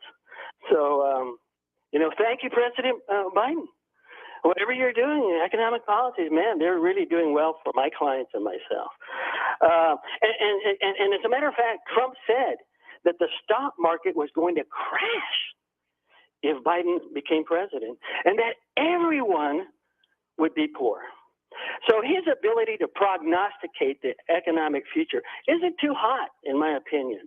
Now, let's look at gold, for example. That's something that is advertised on this station over and over again by the right-wing propagandists. It's all doom and gloom. It's part of the whole story of doom and gloom, and they sell emergency food and pills for the old farts who can't get it up, So let's talk about gold. Now, in the case of to the station's credit, their financial guys, Bob Brinker, who I listened to his entire career on this station, and then more or less recently Rick Edelman, they've never recommended gold, okay?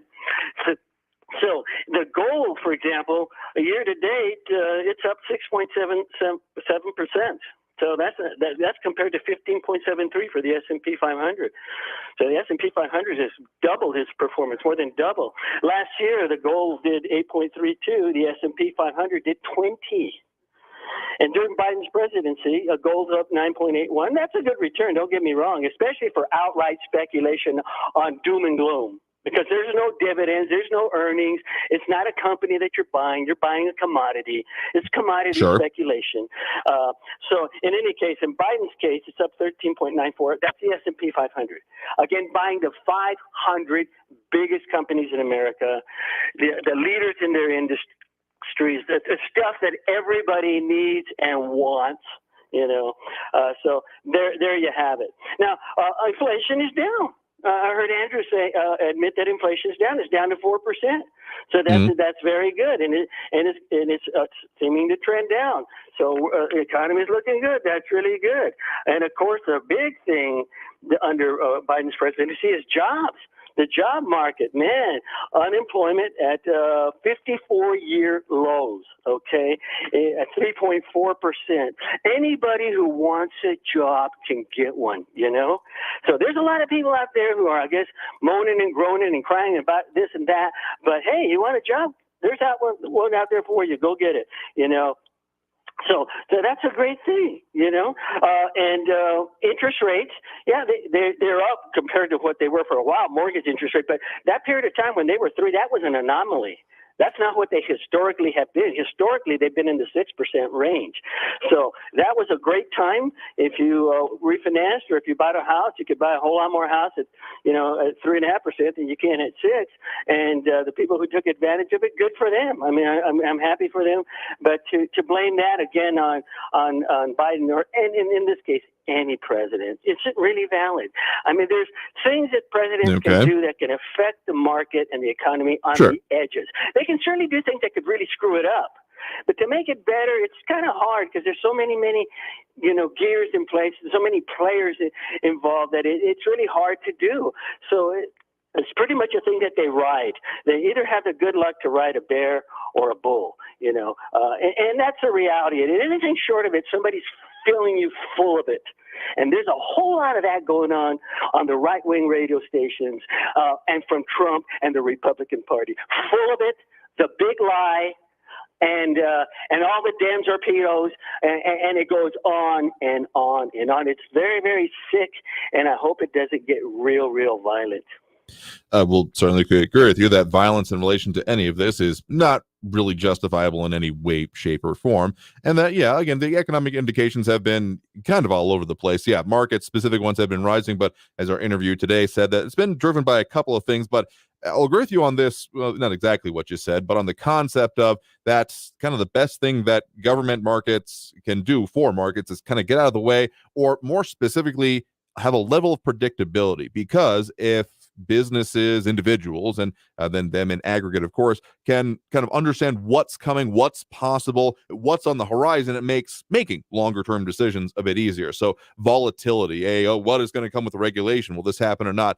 Ends up not being that useful of a thing, or at the very least leading therefore to uncertainty, and then maybe we won't move forward with these plans. It contracts the time span in which people, and again organizations, can reasonably predict what may or may not happen, because so much as the stock market is sometimes regarded as a large-scale, nationwide, or even international gambling scheme, the point of it is that the people making individual decisions leads to it. And so anytime we see volatility, it's a not great thing, and it leads people to make their decisions accordingly, to then maybe not put money into it. And historically, markets have been one of the better ways in aggregate and over time, because there have definitely been people who have lost their shirts in the short term, but it's often touted that, if you look at the actually, doing as we were talking here, the overall span of the S&P 500, there have been dips and rises, particularly going back to, the 80s as its creation, among other things.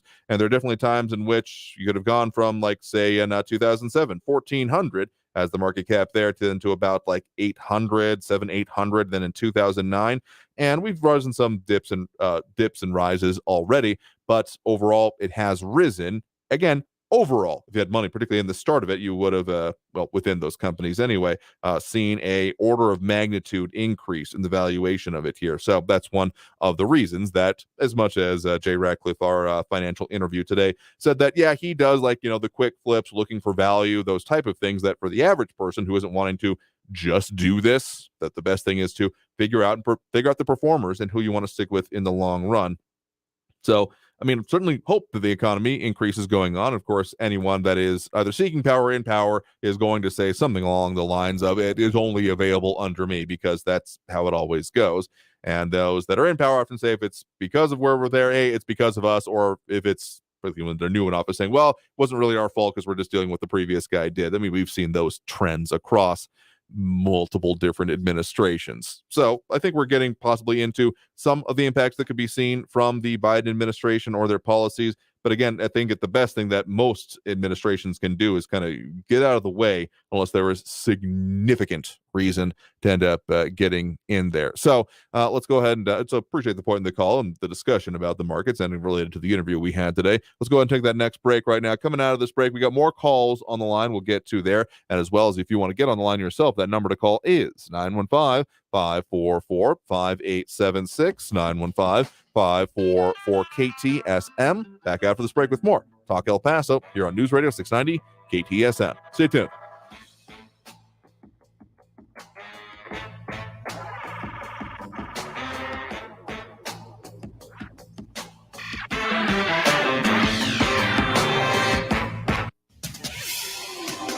El Paso's News Radio 690 KTSM. I'm Fidel Moreno Mesa with your CBS 4 News Update. Following the end of Title 42, El Paso Border Patrol says illegal crossings are down, but now smuggling attempts have gone up, and they're seeing unusual attempts such as vans being made to look like real FedEx vehicles to smuggle people into El Paso. A man accused of threatening a U.S. postal worker in an East El Paso neighborhood has had his bond reduction denied. Edgar Avila was arrested and charged with aggravated assault with a deadly weapon on Monday following a SWAT standoff. Now, according to the prosecutor, he reportedly approached a postal worker with the knife as the worker placed mail in the community mailbox. The judge cited safety for the victim as a reason for the denial. Over in the city of Las Cruces, they are considering to redesign 2 major roadways in the city. A new proposal suggests cutting down 2 major roadways to create a bike lane. The mayor of Las Cruces says he is on board with the idea. News Radio 690. Traffic all day. I-10 eastbound at Copia, a minor accident. No lanes are blocked, but police are there on the scene. Some road work is finally wrapped up on I-10 eastbound, but there's still some slowing behind it. The address to Airway is a 5-minute delay. Stop-and-go traffic on Montana Avenue still with 13-minute delays. Westbound from Zaragoza to the Loop, that's due to a gravel spill that's still partially blocking the right lane on westbound Montana at Justice. Carrie Edwards, El Paso traffic. From the KFOX 14 Severe Weather Center, I'm Chief Meteorologist Brad Montgomery. The heat is going to be on for our Friday after a mild start with lows in the 70s once again. We'll see breezy to windy conditions for tomorrow, high around 99 degrees. As we look to the weekend, Father's Day weekend, partly cloudy, breezy on Saturday, high around 100 degrees. And for Sunday, mostly sunny with high around 101. Find ways to stay cool. From the KFOX 14 Severe Weather Center, I'm Chief Meteorologist Brad Montgomery. This report is sponsored by Lowe's. Lowe's is partnering with HDTV for the second season of Build It Forward, giving back to the communities they serve. Inspired by Lowe's Hometowns program, hosts Tania Nayaka and Shane Duffy are traveling to surprise community heroes with life-changing renovations. Watch Build It Forward all new Saturdays at 6, 5 Central. Hey, El Paso, Ivan Ochoa, General Manager of Sunland Park, Chrysler, Dodge, Jeep, Ram, Fiat. Thank you again, El Paso, for making us #1 year-to-date in new car sales. As a gesture of gratitude, we're offering huge savings on all new and certified pre-owned vehicles. More for your trade with no payments for 90 days. Thank you, boss man. This week at Sunland Park Chrysler, Dodge, Jeep, Ram, Fiat. Get $10,000 off MSRP on remaining 2022 Grand Wagoneer SUVs. Get $6,000 off MSRP on 2023 Jeep Gladiator trucks. Get $1,000 off MSRP on 2023 Jeep Wrangler Sport and Sahara. Plus super low 2.8% APR for 72 months on 2023 Ram 1500 Laramie and Lone Star trucks. Worried about your trade or credit? Don't sweat it. Our aggressive lenders will push to improve your credit, even if your credit is less than perfect. It's the season of huge savings at Sunland Park Chrysler, Dodge, Jeep, Ram, Fiat, and I-10 at Sunland Park Drive or online at sunlandparkdodge.com. Estamos en tu esquina, El Paso. El Paso Strong. Includes factory rebate additional plus GTNL. 2.9% APR is $15.50 per thousand finance. Select vehicles with approved credit. Offers not combined. What will you find at Macy's Backstage? Here's a hint. Great Father's Day gifts for $20 and under. like classic polos, grill accessories, grooming sets, and more. Perfect for every dad. Find the latest trends and new arrivals at a Macy's Backstage store near you. This report is sponsored by Macy's Backstage. Hey, hon, what you doing with your phone? Do flowers have best friends? I don't know. Hey, look. Whoa. Some answers can only be found in nature. Discover the unsearchable. Visit discovertheforest.org to find a trail near you. Brought to you by the United States Forest Service and the Ad Council. News Radio 690 KTSM. Live from the KTSM AM 690 studios, it's Talk El Paso with Andrew J. Polk. To be a part of the show, call 915-544-KTSM or follow on Facebook at facebook.com/Talk El Paso. Now here's your host, Andrew J. Polk. Thank you all so very much for joining us here for Talk El Paso, airing live on News Radio 690 KTSM. I'm your host, Andrew J. Polk. Thank you for tuning in, however you may be doing so, be it on air, online, live streaming through the free and reliable iHeartRadio app, or joining us over on the various social media pages, Facebook, YouTube, Twitter, and Twitch, either under Talk El Paso or Andrew J. Polk. And a lot of commentary coming in there, those dropping those likes and reacts that we always appreciate. And of course, those phone lines pull up at the moment, but keep that number handy in case we can squeeze you on. 915-544-5876, 544-KTSM. A lot of discussion going on in all of these different ways. And Rick Ray is making a different note about where the Dow sat. Looking at specifically the S&P 500. But the Dow Jones amounts and the Dow Jones Industrial Average over the last few years definitely saw it was about 1,900 points. Then it was about 3,100 saying there. Sounds about right. And it currently sits, according to the Googles anyway, about 34 at the 34,400, like you say there. So, of course, got a lot more discussion going on, a lot of other things happening. Let's go back to those phone lines right now. We do have Daniel in Northeast on the line with us here right now. Daniel, thanks for joining us. Daniel, you there with us? Northeast? Bueller? All right. Well, if you want to try again, we'll see if we can get you back on the line there. But again, just as a general note there, if you're going to be on the line and you want to be on the air, you got to stick on the line here for a minute till we can get to your call, because we do intend to do so. In any case, we do have then Richard in the Northeast on the line with us here right now. Richard, thanks for joining us. Hello, everybody. Pleasantly driving and leaving Idaho, going to Oregon, so I'm on my way to Portland. Oh, okay. But what I want to share with you is I caught your news at the top of the hour, but also I like to just chime in real quickly about, what Raul was talking about the economy. Sure. I like what you have to say. It's true. I think we tend to simplify what we see here about the economy. One of the things by different sources that how things were better in 2020 and this and that, like with gas. Well, I think people tend to forget we were in a pandemic and people weren't driving. That's one thing. And so when I hear things like that, we get to see the totality of things, and that's just how the economic scales work. Up and down, all over the place, a lot of variables, a lot of players and actors involved. So I'll give you that. And I just really am opposed to when people have that rhetoric, it's all doom and gloom just because one president's in office. That's simply not true. But what I also want to say, Chair, on the top of the hour is when you were talking about the migrant situation and what the governor is doing, I understand all that, and I've shared on this show before. I see why the governor Abbott is doing all these things, shipping them off, and why the other governors in the country are doing the same. Sure. Let's look at that for a second. I mean, you're treating fellow human beings really wrongly, in my opinion. I mean, I understand they're coming over illegally in flocks and waves, but I'm just strongly opposed to such information like that. And I'd like to know what legally or what the whole story is for him to do and other governments to actually do that, to ship them off to California and other presumed democratic cities.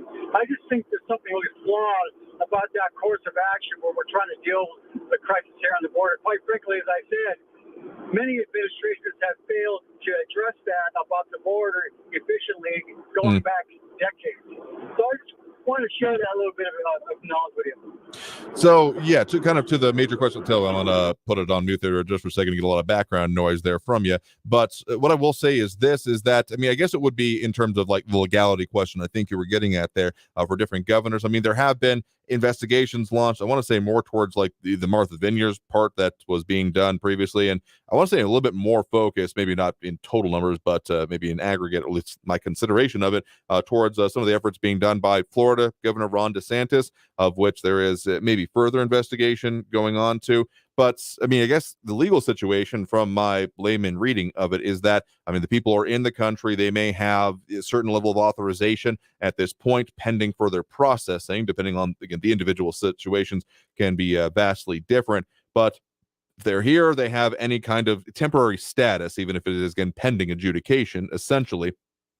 And they have the ability and the right to travel around here, then I would think that's, I mean, the governor's obviously making a political point with it. I mean, the way that Governor Greg Abbott, let me see if I can find his tweet from a little bit earlier. Just a quote directly from just under a day ago. Texas will bus migrants to sanctuary cities like LA until he secures the border, the he referring to President Biden, which he puts the claim of, again, the border crisis, etc. So, as long as, I mean, if they were doing something like encouraging people to cross to only do this and essentially encouraging them to cross illegally, among other things, there could be questions certainly raised there. Not aware that that's the case in any way. But obviously, yeah, politics is a purpose here. Some people like that. Some people don't. But I'm not aware of any specific law that says that they can't do this unless there is, say, a misuse of public funds.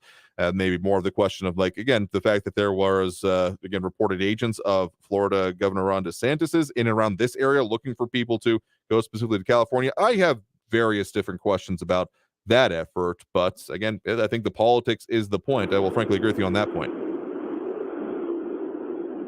Well, thanks for the call, Richard. Do appreciate it. Sorry, I think. You kind of pissed on me, so I'm going to hang up and give somebody else a chance to share. Okay, well, appreciate the point of the call. You have a good one there. All right. Sometimes if you're on the road there, if you got a noise canceling headphone, we'd personally appreciate it. But in any case, again, do appreciate the point of the call. Squeezing in what calls we can right here at the end of the program. We do have Eric on the east side here with us right now. Eric, thanks for joining us. Hello there. Yeah, in your comment section, your commenters, they say me and Raul are liars and easily manipulated. When that isn't the case, that's just more projecting.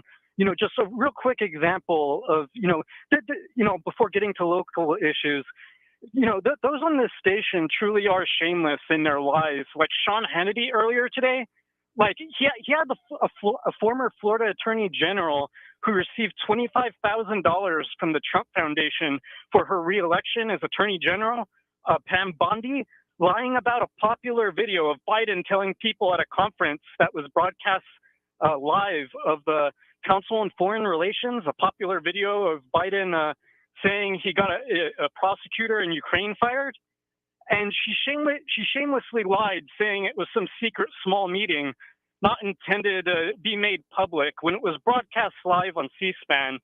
And the full context of that video of Biden bragging was that the U.S. government has to cut off the corruption in Ukraine that this Ukrainian prosecutor wasn't prosecuting. So we were giving money to Ukraine to fight against Russia, and that prosecutor wasn't prosecuting the government officials pocketing it. As much as I love discussion and hearing from someone who listens to our station and airwaves as apparently as diligently as you do, we're also not here to discuss what the other programs on our airwaves is. Were there some specific comments you're wanting to respond to here, or any of the local situations? Because this is still not Friday. I feel like we've been having a lot of issues with that this week. Oh, yeah. I just wanted to point out that Sean Hannity had three people lying, before I get to local issues, that Sean Hannity had three people lying about something easily provable.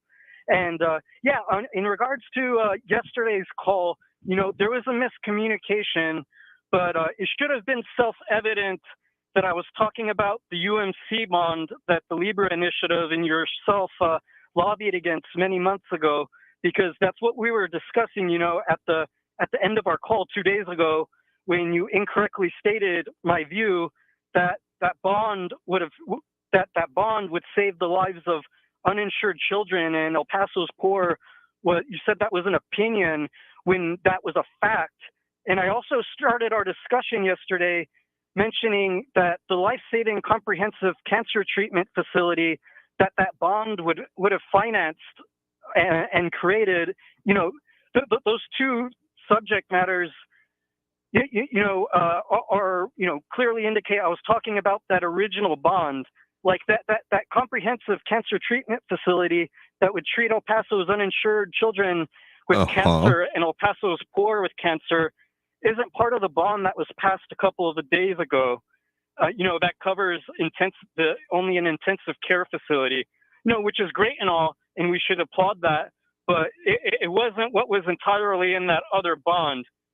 And, the conservative-led petition from the Libra Initiative in regards to that $350 million UMC bond, it specifically mentioned that it should be left up for voters because of the magnitude of it. And your commentary also on that UMC bond was that it should be left up to voters, as that petition was asking for. And so for a fact that this bond is going to go up for a vote in the near future in the city. We don't know that for sure, as a matter of fact here, because, again, to reiterate what I keep feeling I have to say in this situation, hey, we had started talking that day about the current bond issue, the revenue bond that county commissioners had put forth, and that's what the discussion started on. So when you switch gears to talk about a different cancer center, let's work on the communication here, but I'll be willing to agree to disagree on that particular point.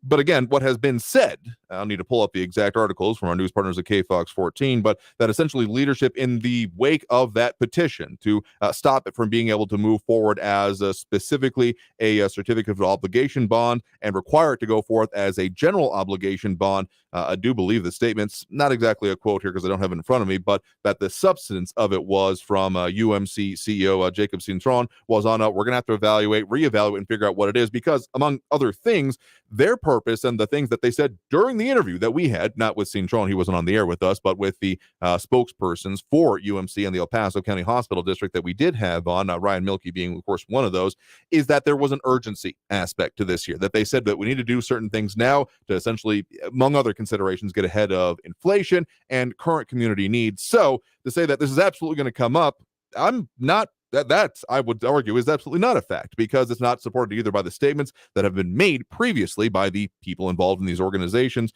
nor fits the kind of issues or situations they were talking about. So there may be certain aspects of it, certain parts of it that may come forth, but particularly in the way that it was, I would be very surprised if that actually makes it on, again, based on the statements of those that were speaking about it. Does that make sense? Well, you just don't do your proper research because on the UMC's website discussing what is actually in the bond and what it would pay for, it specifically says that if it doesn't get passed, it's going to be passed on to a vote. In general, yeah, there was an urgency behind it, but also the petitioners and Libra initiatives went out of their way, and yourself saying that this needs to go up to voters, and it was always expected to go for a referendum vote if the petition were to be agreed upon. Like, I get that, you don't care that.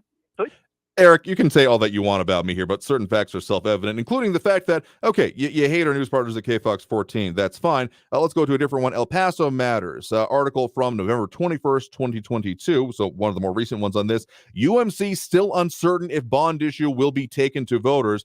And to wit, and specifically on that, the interview that they had with Jacob Cintron on this about the part of it. And the question directly from El Paso Matters on that was, has a decision been made on whether to take this to the voters in 2023? And this was, unless you can find something else that you're not pointing to here, but a statement from, again, CEO of the El Paso County Hospital District and UMC specifically. At this time, we were reviewing our options and next steps with our board of managers and county commissioners. So basically, they said, we're reviewing it. There has been no specific plan to go forward. So, you do get that that's the situation and that's the status quo at the moment, right? I specifically told you that I'm referencing the UMC's own website, referencing it going up for a vote, and the resource materials provided at the time the petition was going out. And the petition itself also references it being put up for a referendum vote. And I get that, you don't care that the poor or, the children. Don't try to tell me what I believe or don't believe in, my dude, because if we're going to start describing values to each other, I don't think you're going to like how that process is going to go. People need to be taken care of in this community. Absolutely. But if we're not talking about means testing and if it will be effective or not, and the persons and the ability of it. Question that I asked you a long time ago of, okay, say there was a determination to be made that, you know what, dealing with the poor people and, making sure there's housing in this country and this community specifically is of paramount importance. So we have designated your house, specifically your house, through eminent domain as the place where all of them are going to be housed. Would you be happy with that process, or would you be saying that, well, we have to do something about this, therefore anything is essentially on ends justify the means type of reasoning here? You always lobby against reasonable policy ideas and solutions. Always. Problems. Access to life-saving health care for children and climate change by misrepresenting policy positions as doing anything, no matter what, to accomplish a goal, pretending as if there's a complete reckless disregard for all the matters or zero concern for negative externalities. Eric, I get that you're predisposed towards these all or nothing, black and white type of reasoning. But again, just in general, would you agree with this statement that there can be good ideas that are gone about in not the right way? Is that something that you can even begin to agree with? I mean, you making these policy ideas you blindly oppose sound as if these policies would cause more harm than good, or that they're utterly unreasonable, is ridiculous.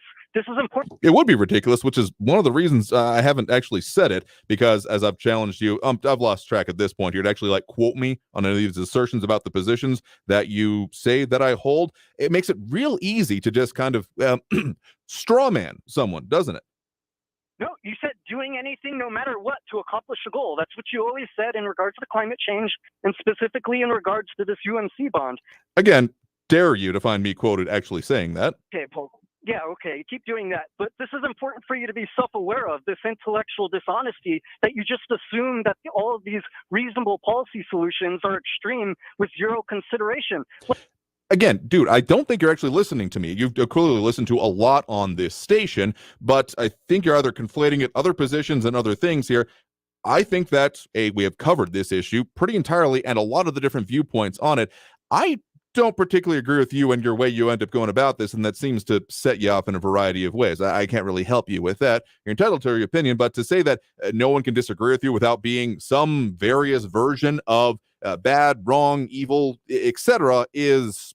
it's not reasonable. It's also not how a discussion goes. And going back to one of the original questions I've asked you along, you have said previously that you do this kind of thing and bring these points up and to try to educate people and change their minds. Have you ever, and I do mean ever, found that particularly persuasive in your own life, being told that you are bad in general because of the points that you hold, and that there's no way that someone could possibly disagree with them without having those type of attributes about them? It's important to be aware that your policy analysis lacks objectivity. You're irrational because of your conservative biases and desire to pay as little taxes as possible at whatever cost, even the costs of El Paso's children and the future of humanity in regards to climate change. Seriously, you're saying that by looking at this type of a bill and saying, okay, maybe it should go to the voters, that I'm damning the future of humanity. Okay, my dude. If you have strongly held beliefs, you're certainly, again, entitled to them. But if you're truly out here saying that no one can disagree with me unless they are, again, having some immutable characteristic. Also, I got to say, given the way we talk about a lot of these things and a lot of the considerations you put forth on them and the qualifications you give to people, that, again, you don't hold to your own standard, because if I don't say your words exactly, even if I'm quoting from directly what you've written at certain points in time, and then come forth and said that, well, I'll just ascribe whatever values that I want to you, the fact that you bring up honesty is hilarious in that kind of circumstance. But more specifically, the fact that reasonable people can disagree without being evil behind it here seems to be a foreign concept to you. So let me just lay this out very simply here. Would more hospital projects in our area be a good thing? I would probably think so. Does that mean that any cost should go towards them, regardless of how actually they would be implemented and be useful and go towards it? I also would find that unreasonable. So if you want to see things happen, I would certainly encourage you to continue stating your opinions and moving them forward and seeing them put into, well, frankly, into action. But as you keep dodging that question, because you've never actually given an answer to that, if you're trying to stand here and say that, well, I just want to educate people on it while still ascribing their values in some of the worst ways that you can, don't think I've missed that you are ascribing me wanting to kill children as part of this. Yeah, I'm going to also call that not reasonable, and we're going to continue to move on here. As also, I think you're a little bit unclear on the way this format in this show works, is that you want to really get into this drag out type of brawls here, and we've only got 2 hours when we take other calls here. So appreciate the point of the call for what it's worth. We got to take that break now. So we'll go ahead and take that break. Tell you what we got coming up for you on the show. Some of the things being planned, more of those programming notes. So stay tuned. More Talk El Paso after this brief break here on News Radio 690 KTSM. Stay tuned.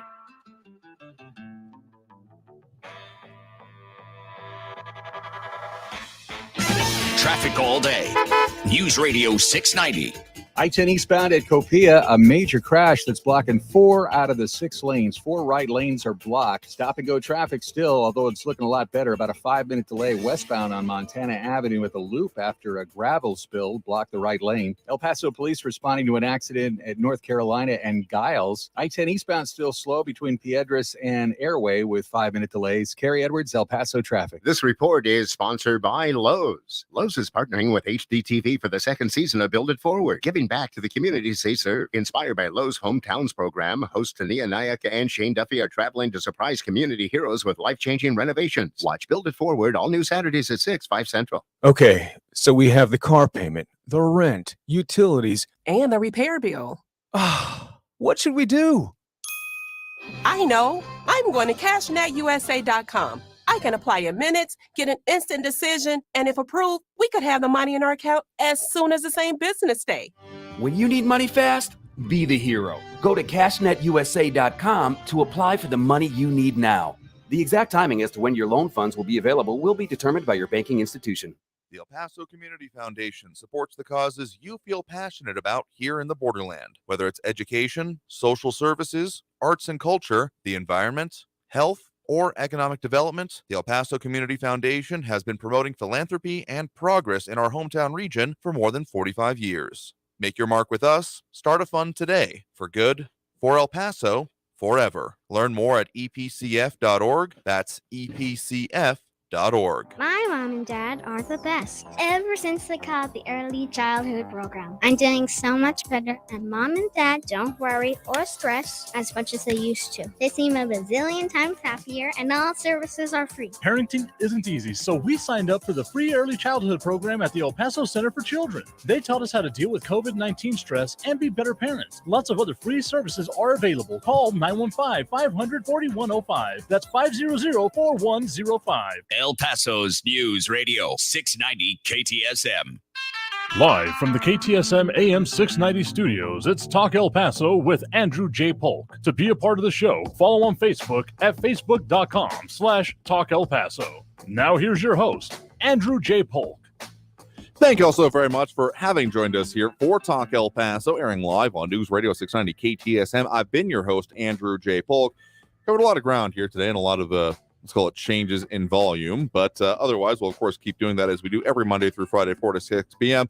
Free for all Friday on deck, even though I feel like more than usual weeks we've been kind of circling around being in Friday already. But let's just say we keep the Friday, okay, not exactly sacred, not trying to be blasphemous or anything, but close enough as much as we do on this program without having a religious bent to it. Don't get me mistaken there either, because it's one of our most important days of the week, taking all your comments as calls as much as we can squeeze into 2 hours on the show here. And as much as I would just love to turn this into a flame board, no, I actually wouldn't, but do that kind of capacity in some other way. I mean, we are here to talk about the things and to take as much as we can, as many calls and input bits as we can throughout the hour. So if you're wanting to just really drag it out with me, maybe we should plan something else at a different off-air type of thing. I don't know.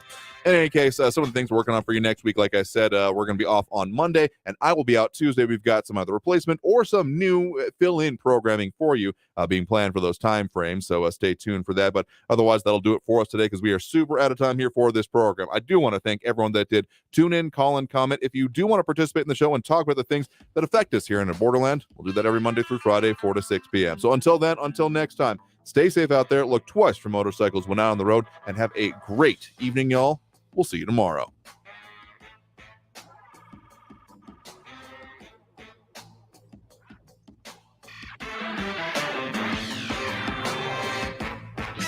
Traffic all day. News Radio 690. The road crew is working to clear a crash on I-10 eastbound towards downtown at Copia. That accident's backing traffic up to Dallas, blocking 2 right lanes. There's an accident in North Carolina at Giles. Still got some stop-and-go traffic on westbound Montana due to a gravel spill at the Loop. North Mesa slowing down from downtown up to the 10 Desert Boulevard with a 5-minute delay. Carrie Edwards, El Paso traffic. Portions of the following program were pre-recorded. Kids dream big. Protect your child's dreams by keeping them healthy. If your son or daughter is age 11 or 12, the American Cancer Society recommends giving them the HPV vaccine to help prevent HPV cancers later. Learn more at cancer.org/dreambig. KTSM AM El Paso is News Radio 690, an iHeart radio station. Traffic's bad enough without Mother Nature adding to your headache. Traffic and weather all day. Stay informed with El Paso's News Radio 690 KTSM. Because you never hear this. Hey, hon, I'm late. Chris, I